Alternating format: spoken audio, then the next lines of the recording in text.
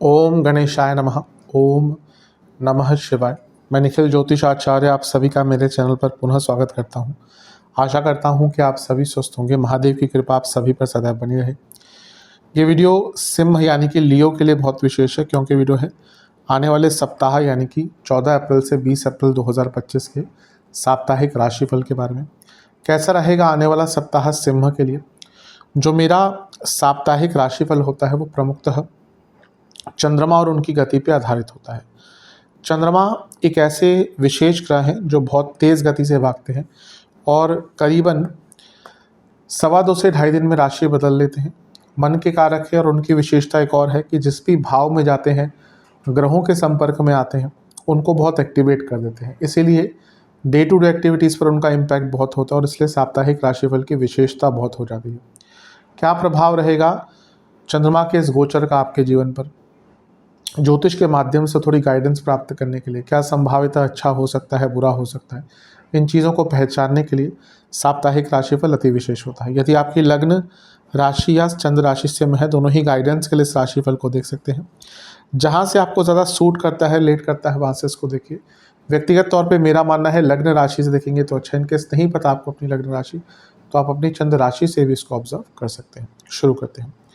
चंद्रमा आपके तीसरे भाव यानी कि तुला में ऑलरेडी होंगे 14 तारीख को, और 15 तारीख रात के करीबन 9 बजे तक उनका जो प्रवास है वो वहीं पर रहेगा।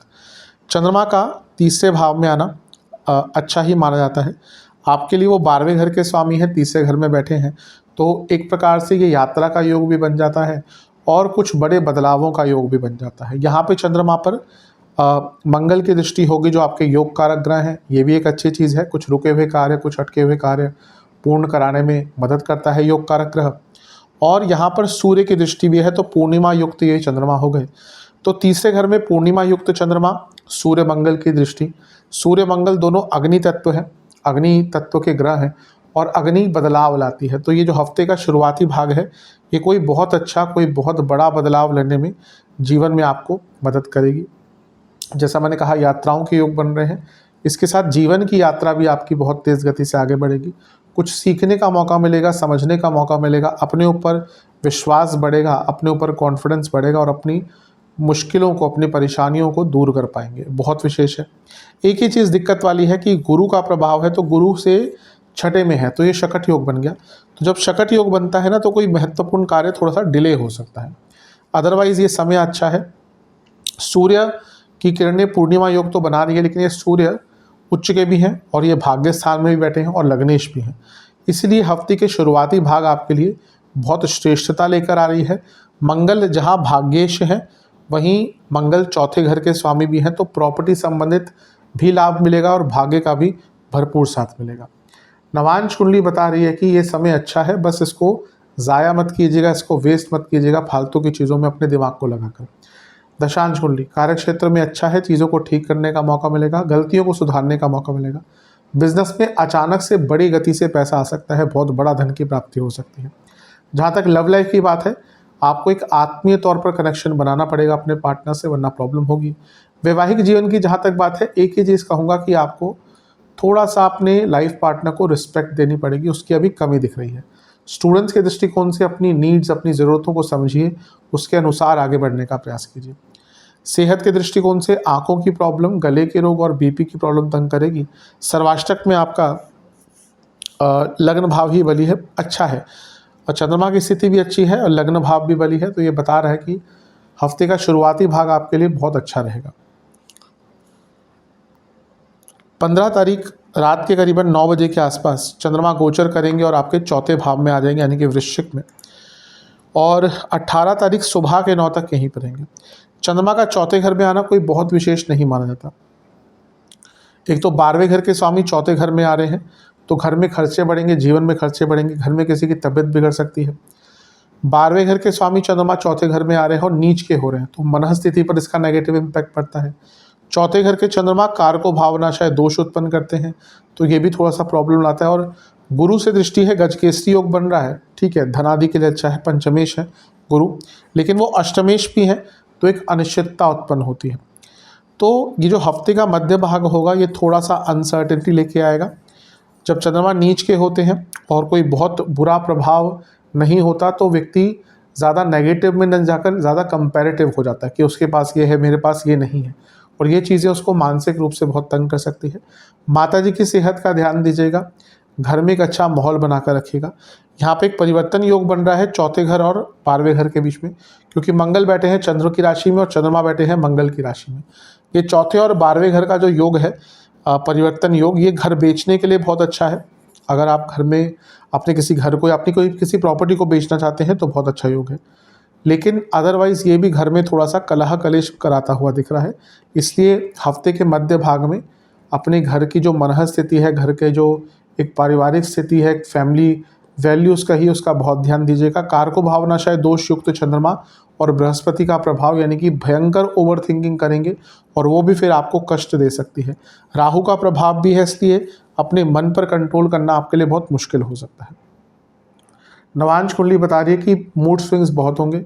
दशांश कुंडली कार्य क्षेत्र में अपने काम से काम रखिएगा और कहीं पे कुछ समझ नहीं आता तो किसी की हेल्प मांगिएगा।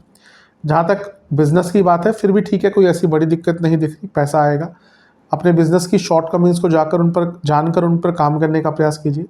लव लाइफ, आपके पार्टनर बहुत बदल रहे हैं, बदलाव आपके अंदर भी बहुत आ रहा है, उसको एक्सेप्ट करके आगे बढ़िए। वैवाहिक जीवन ऐसा लग रहा है कोई भी लीडर नहीं है दोनों में से, मतलब कि बस चल रहा है जीवन। किसी ना एक व्यक्ति को अपने जीवन में अब वैवाहिक जीवन की थोड़ी सी भागदौड़ थामनी पड़ेगी, संभालनी पड़ेगी। जहाँ तक स्टूडेंट्स की बात है अच्छा टाइम है, कॉन्फिडेंस रहेगा। सेहत के दृष्टिकोण से कफ रोग, हृदय संबंधित रोग तंग करेंगे। सर्वाष्टक में आपका छठा घर बली है, तो कुछ रुके हुए काम बन सकते हैं, सरकारी काम बन सकते हैं, लेकिन चिंताएं थोड़ी सी अवश्य रहेंगी।